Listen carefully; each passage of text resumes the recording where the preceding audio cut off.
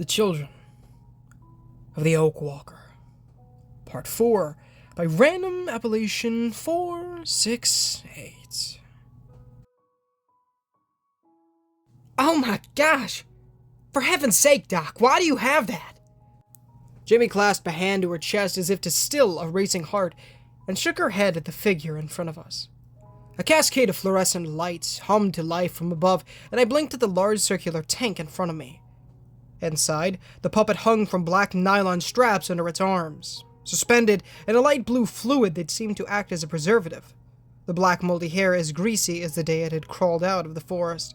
Clear tubes ran into its slightly parted mouth, among more that led to other places on its nude body. I remembered that I'd seen this before, on my first night at the reserve, when O'Brien had left the metal door open as she went to check on me. I'd been too startled by my circumstances to question it at the time, but now it started to make sense. Scientific progress sometimes relies on discretion. Dr. O'Brien strode deeper into the hidden room and sat down behind a lone computer. I can't study these creatures without something to put under the microscope. With how backward the others can be about such things, I knew keeping fresh specimens wouldn't go over well. Sean would throw a fit if he knew, but it's perfectly safe. The room seemed to be some kind of converted storage area, longer than it was wide, with all sorts of tables and cabinets crammed together, each full of lab equipment. A well-worn swivel chair sat behind the chip desk at which Dr. O'Brien worked, and an array of tools filled a rack on the wall beside her. Everything from medical instruments to radio components. Multiple unfinished projects lay in various stages of completion. A disassembled green army surplus radio in one corner, a shallow round dish full of some oily roots in another, with the puppet in its tank being the most profound of them all. Jamie inched closer to tap on the glass like it was a fish tank at the aquarium, and roamed the motionless puppet's physique with a curious eye. Is he still alive? Yes and no. Dr. O'Brien navigated an array of folders on her computer desktop to pull up a specific Word document, though I couldn't make out the title from where I stood. What you're seeing is a type of synthetic amniotic fluid that I helped pioneer in my university days. We breathe fluid like it in the womb, as infants, until our lungs develop properly. With it, and a helping hand from an oxygen ventilator, I can keep the specimen in sedation, without causing further decay of vital tissue. I shivered, the air conditioner over the doorway blasting a rather icy gust down the back of my neck. So, it is alive. The body is. Unfortunately, almost all the neurological activity ceased after prolonged submersion. If the creature's consciousness is still in there, it's buried so deep that I doubt he'll ever resurface. Still, it makes taking samples easier. Turning in her chair, Dr. O'Brien looked at me with her spidery fingers poised over the keyboard, a blank section of the document waiting on her screen. So now it comes to it. All right, stay calm. Let's start with the easy truth and see where to go after that. I opened my camera case and unfolded the little screen at the side. Just after our hunt this morning, I found this on one of our trucks. It was less than 50 yards from our positions.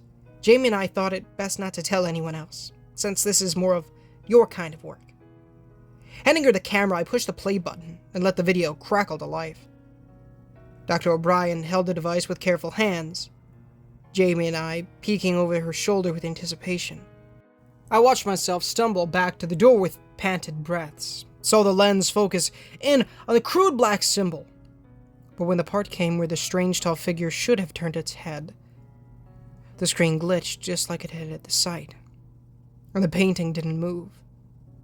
Instead, the video ended with me spinning around as Jamie came up behind me, and my thumb accidentally hit the end button. No, I gasped in bewilderment. Dr. O'Brien blinked at me, puzzled. Sorry? My face burned, but I jabbed an accusatory finger at the camera. I saw it move, I swear. The stick thing in the middle moved.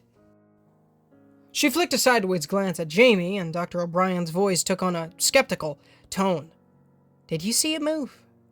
At that, Jamie folded her arms and dug the toe of her boot into the solitary mat on the concrete floor. Well, no, but this wouldn't be the first time Hannah's seen weird stuff. I mean, back on the lake, she... Jamie caught herself, but it was too late. She what? As if she could smell our secret, Dr. O'Brien cocked her head to one side, a curious gleam in the depths of her corneas.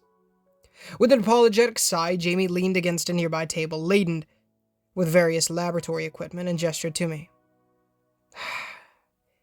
Do you want to say it, or me?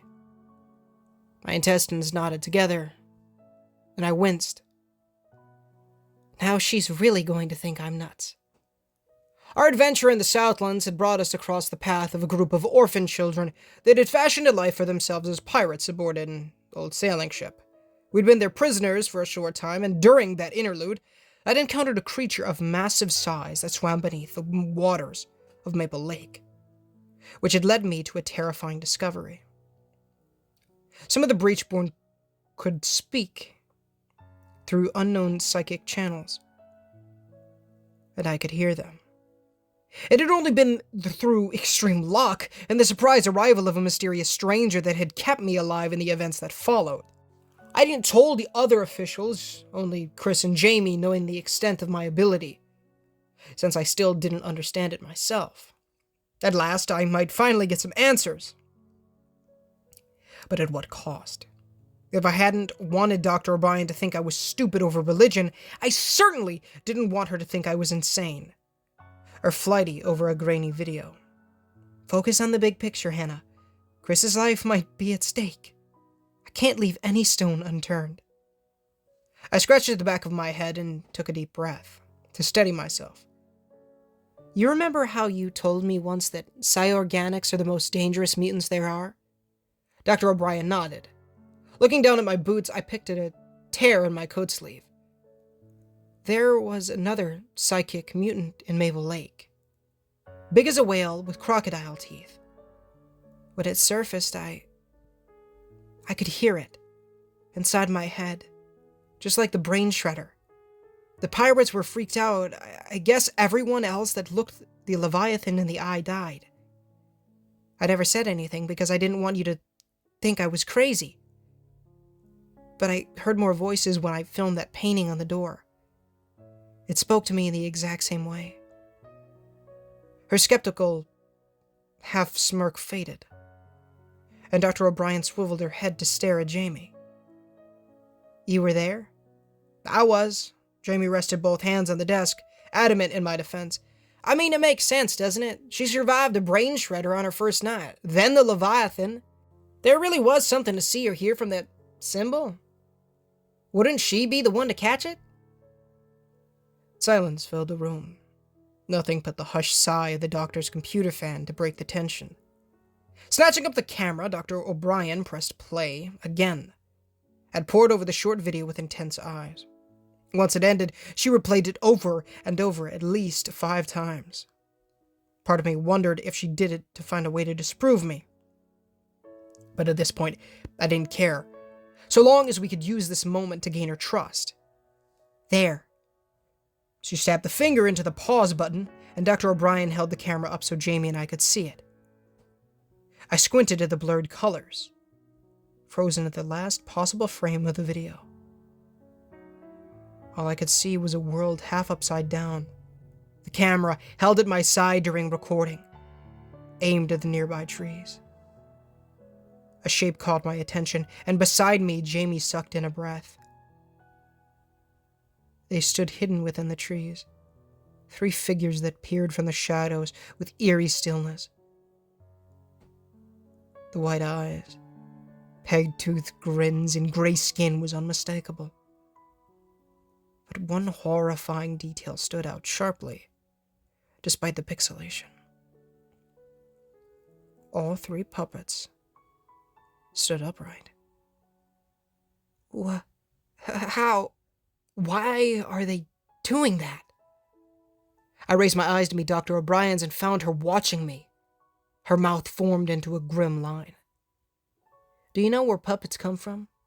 She folded both hands in her lap and leaned back in her chair with quiet patience.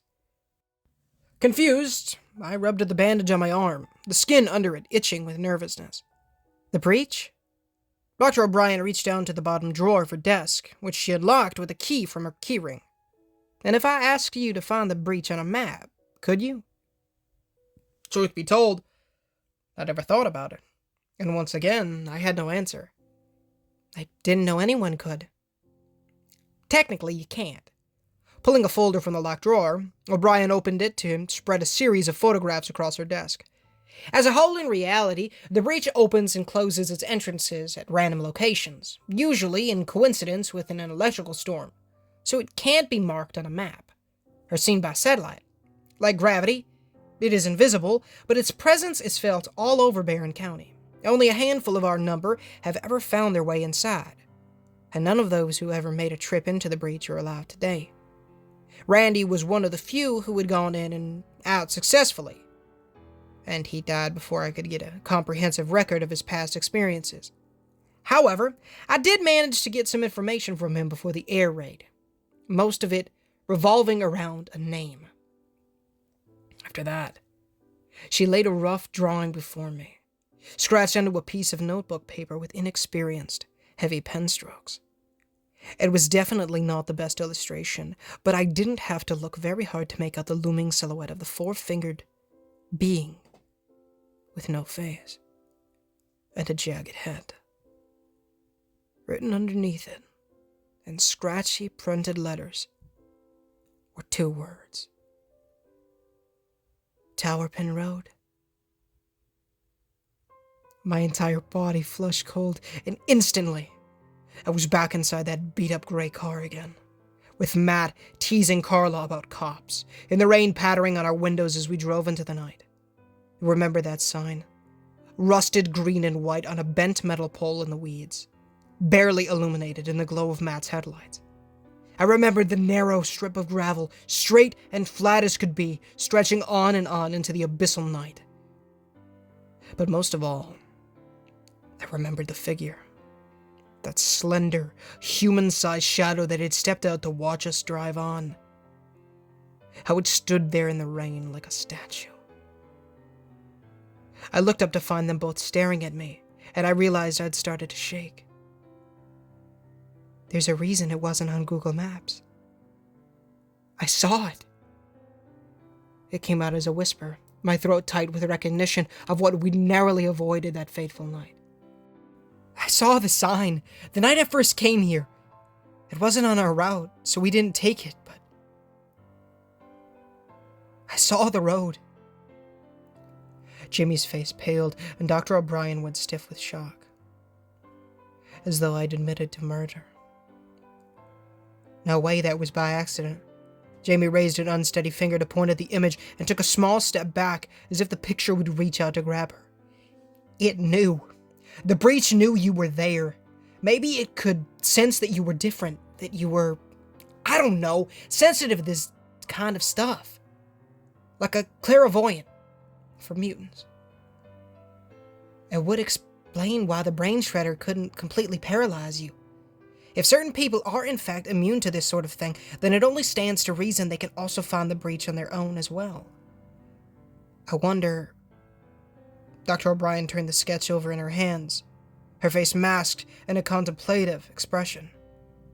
Had anyone told me a few months ago that I might be sensitive to some kind of psychic energy, I would have rolled my eyes and turned them out. Even now, I was more than content for things to stay the same, to go on patrols with Jamie, have dinner with Chris, and keep up a regular routine as a ranger until someone else found a solution to the breach. The last thing I wanted was to be different, to stick out from my new friends, or to push the boundaries of the unknown into dangerous territory. Yet, just like that first night, when I'd almost died to a floating ball of shoes, I found myself thrust into the path of this dilemma without much of a choice on the matter. You were different. The words shot from the recesses of my memory like bullets, and I could see the stranger in the yellow chemical suit all over again. His kind, gray eyes looking down at me as he carried me through the poisoned ruins of Collinswood. He'd come from nowhere, saved me, and then vanished like a ghost in the fog. I hadn't seen him since that day, but even now, the stranger's voice remained as fresh in my mind as if he were standing right behind me. That's why you're here, Hannah. Rubbing both arms around myself to stave off a cold, sinking feeling, I glared at the figure on the paper. But what does that thing have to do with the breach? Dr. O'Brien began to lay out a series of sketches, photographs, and notes one by one, studying my reaction the entire time. The breach is as old as Barron County itself. Yet to my knowledge, we never had an outbreak of mutations until now. Something had to have changed. Or rather, something was removed from the equation. Something that had been holding all the other mutations back. A creature so intelligent, so powerful, that it could bend the forces of the void to its will and create minions to do its bidding. Out came more pictures of puppet markings, made with sticky reddish-brown clay mud, black, clotted blood, and even bright crimson viscera of their latest kills. They had been smeared on abandoned houses, smashed vehicles, or large rocks where burrows had been dug underneath by the foul creature's hands. Handprints were a common theme, but there were squiggles that were too orderly to not be some kind of indiscernible script, and crude drawings of animals that I recognized. Towering echo spiders, slinking birch crawlers, and bone-faced whitetail. However, in almost every case there appeared the same symbol nestled amongst the others. Little people surrounding a tall figure, with trees everywhere in a long set of lines, like a road under their feet. They were made to look like anyone. Loved ones, strangers, passers-by, so perfect, so lifelike, that they could trick normal humans into believing they were real, thus luring them into the breach. Dr. O'Brien dropped more pictures onto the growing pile, her eyes never leaving my face. Bound to the apex being, these lowly copies would have been psychically intertwined with their maker, perhaps even sharing a collective consciousness. There's a reason they look so much like us, Hannah. There's a reason we call them puppets. At one time, someone, or something, controlled them all.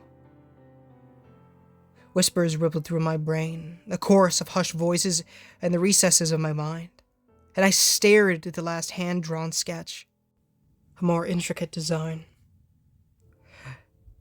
that displayed an enormous being twice as tall as the trees. It bore a vague resemblance to a human, but with rounded tree-trunk legs, 4 fingers on each arm, and gray skin patterned like tree bark. Its head rose like an old stump, ringed with that same crown of twigs, and its face was a mass of interwoven branches and roots. Whoever had drawn it had done so with feverish strokes, and I noted a few places on the paper that were wrinkled, as if they'd gotten wet, almost like the residue of salt water droplets. At the bottom of the page, an inscription had been etched in neat, but shaky handwriting. It killed Mark. What the heck is that thing? I gasped, unable to tear my eyes away from the paper, as if someone had put a magnet into my head and reeled me in like a fish on a line. That, my dear, is an oak walker. Dr. O'Brien picked up the paper to look at herself, which broke me free of its intoxicating pull. It was the largest, deadliest, most intelligent creation of the breach. Earliest accounts from our old security logs indicate the puppets worshipped it as a god. All sightings that I'm aware of only reference one of these species, and unfortunately everyone who has ever seen it is dead or missing. None of the Ark River folk can remember much from their past, but every time I show them similar images, they all get migraines. Whether it vanished or died, it is reasonable to conclude that the Oak Walker was the last of its kind. And now that it's gone, we're stuck dealing with the environmental chaos of its absence. Jamie gnawed at her thumbnail, a nervous tick in her right leg. And now the freaks are getting smarter. I mean, why else would they target us without attacking? Maybe somehow they're starting to remember. Or something is helping them remember, Dr. O'Brien mused, running a finger over one of the depictions of the Oak Walker, deep in thought. Without their master, the puppets seem to have fallen into disrepair, their minds and bodies rotting like dolls left out in the rain. If they have indeed found another Oak Walker, or somehow the old one returned, then it may only be a matter of time before they heal enough that they're indistinguishable from real people. And then we'll never be able to see them coming. Light knuckles rapped on the metal door of the miniature lab, and Sandra's voice called from the other side. Doctor, the lab report is in from the Lantern Rose tests. I'll be there in a second. Quick as a flash, Dr. O'Brien swept everything back into her drawer and locked it, powering down her computer in the same fluid motion. Once on her feet, she handed me back my camera. Duty calls. I know I've probably given you more questions than I've answered, but the old-timers really did a good job of keeping the breach a secret, so I'm still in the dark about a lot of this as well. All the same, I think it's best if we keep this conversation just between us three. We don't want rumors going around about a potential Oak Walker in the area causing mass panic. If you find anything else, let me know. Absolutely. Jamie hooked her thumbs into her pistol belt and adjusted where the thick leather sat on her hips. We'll keep our eyes peeled for anything else we can find. Do that. Shifting her gaze to me, Dr. O'Brien wagged a motherly finger in my direction. And from now on, you come tell me when you hear voices, see things, or have any kind of anomaly-induced psychic episodes. Understand? I want to make sure we monitor this, in case it would become a health risk. Great. That'll give me something to think about. So much for sleeping tonight. Doing my best to avoid looking at the puppet in the tank, I scooped up my camera and headed for the door alongside Jamie. Thanks, Doc. Of course. Pausing at the door, she led us back out into the busy foyer of the main ward and made an amicable nod. This is my job, after all, and for the record, when it's just us three, you can call me Alicia. With that, she strode off down the right side hallway, leaving Jamie and I to walk ourselves out. Left out in the cold periphery of the vast room, I couldn't help but feel restless. Not that the first stage of my idea had been completed and pushed through the glass double doors to the outside. So, what now? I swung my head around and shocked that Jamie had been the one to ask, her eyes on me with patient expectation. She still didn't have the full picture of what was going on, and if I was honest with myself, neither did I. For her to place such faith in me both warmed my heart and sent needles of anxiety through my brain. Gnawing at the inside of my lip, I took in the surrounding area, bathed in the feeble glow of the autumn sun, and felt the pinprick of the key stick me beneath my shirt. That's step 2, then. I need to find a map.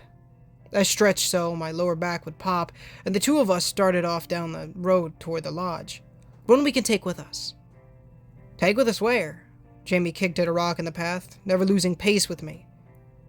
Shoving both hands into my jacket pockets, I refused to meet her eye, already dreading what would come next. I don't know. Hey guys, Ninja Gamer here, and thank you so much for listening to today's story. If you did enjoy, please feel free to leave a like, as it does help the channel innumerably and does get the gospel out of people's feeds, as well as please consider subscribing, as we are trying to hit 10,000 subscribers by the end of the year. It would be a massive blessing for the Lord if you guys did so. Of course, if you haven't done so already, on screen right now, $1 million question. It's in the description and the pinned comment as well, so please go give that a read. It'll be the best decision you make.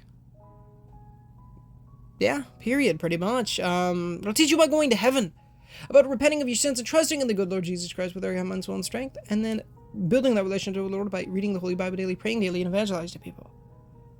Accepting that decision and doing those things truly will be the best thing that you ever do. Eternal life and a relationship with the Lord. It's great stuff, of course.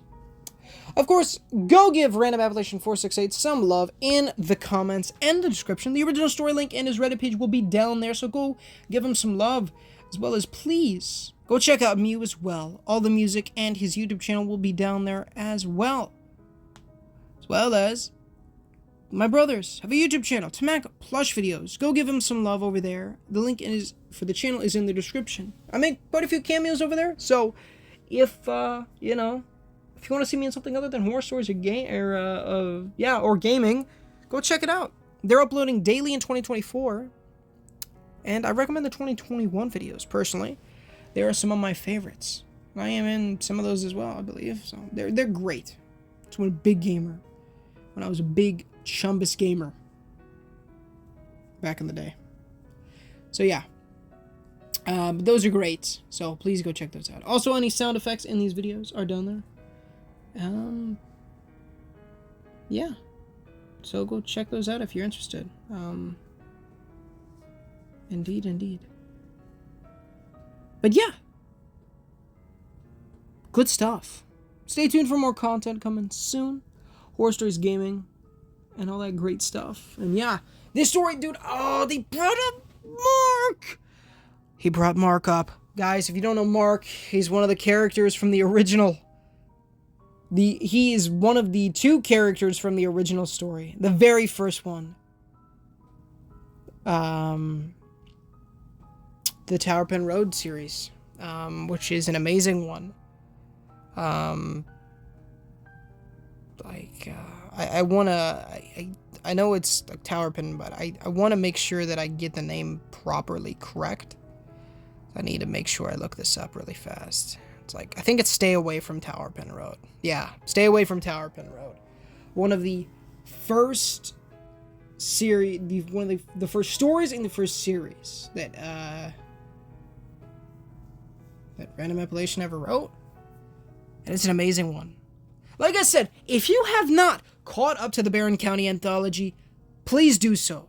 Because there are going to be characters that are brought up, like Mark, that you will have no idea who they are if you're not reading these stories.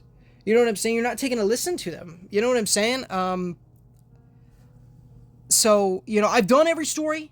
The things on the ends cap, the playlist, it's also in the description for the Barron County playlist, as well as a former stalker has been texting me this morning. She's been dead for a year. That's by Tier 1000. Love that guy.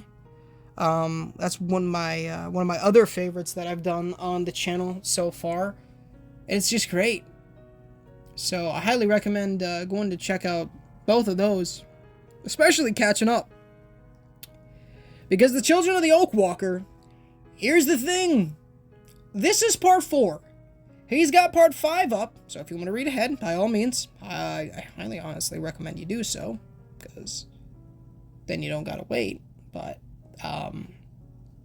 it's an amazing one. You know, I mean, and this is the best story I've ever done on the channel, and it's one of my favorite stories, really, of all time, and so it's just an amazing one. So I really hope that you guys enjoy just as much as I do. So yeah. But I'm going to let you guys go. Thank you so much for watching, and I'll see you later.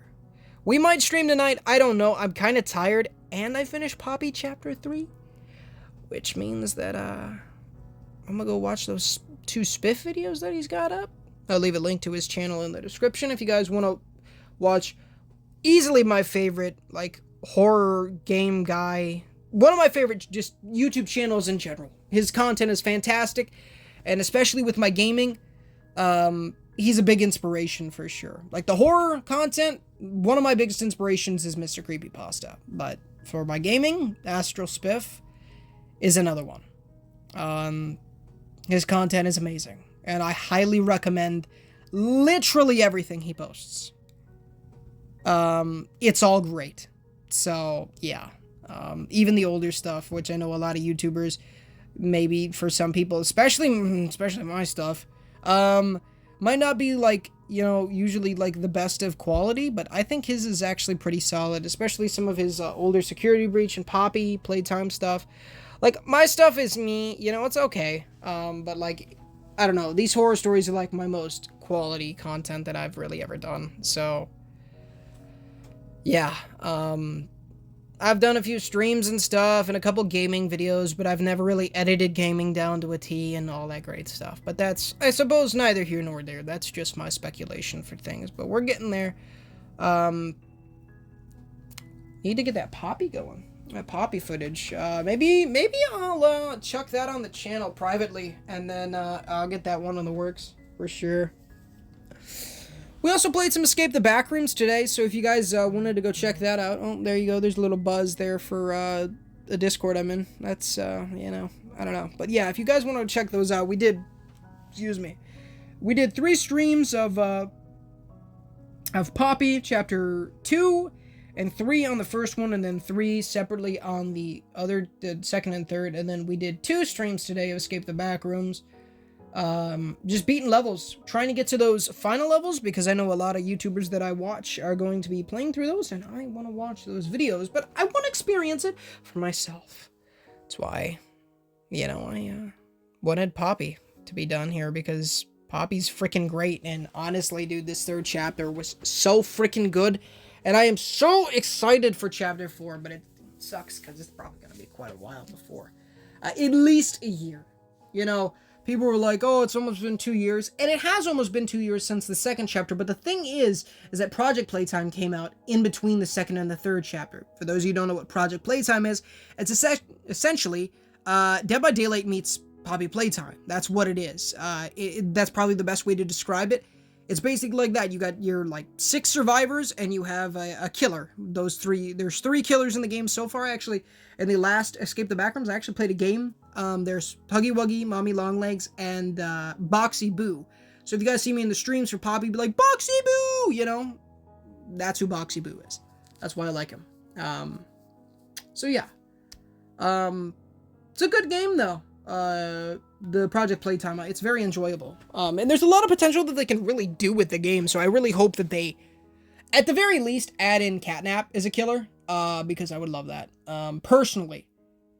Killers are definitely, I've never played Killer, but, survivors have a lot of benefits, definitely, for sure, so, yeah. But anyways, yeah, I've been talking a lot longer than I thought I would, but yeah, I love you guys, thank you so much for watching. Sorry I kept you so long, but I hope you enjoyed the little conversations we have at the end of these.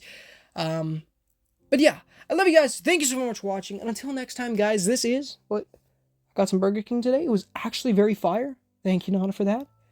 Big Godson got a double Whopper, fries, these cheesy tots. Freaking bussin', dude. So good. A strawberry shake, very solid. And of course, Diet Coke, because I'm a diabetic. But it's really good. So, yeah. Alright, now I'm gonna bid you adieu, my freundins. I love you guys, God bless you. I'll talk to y'all very, very soon. But until next time, guys, this is Ninja Gamer. Signing off.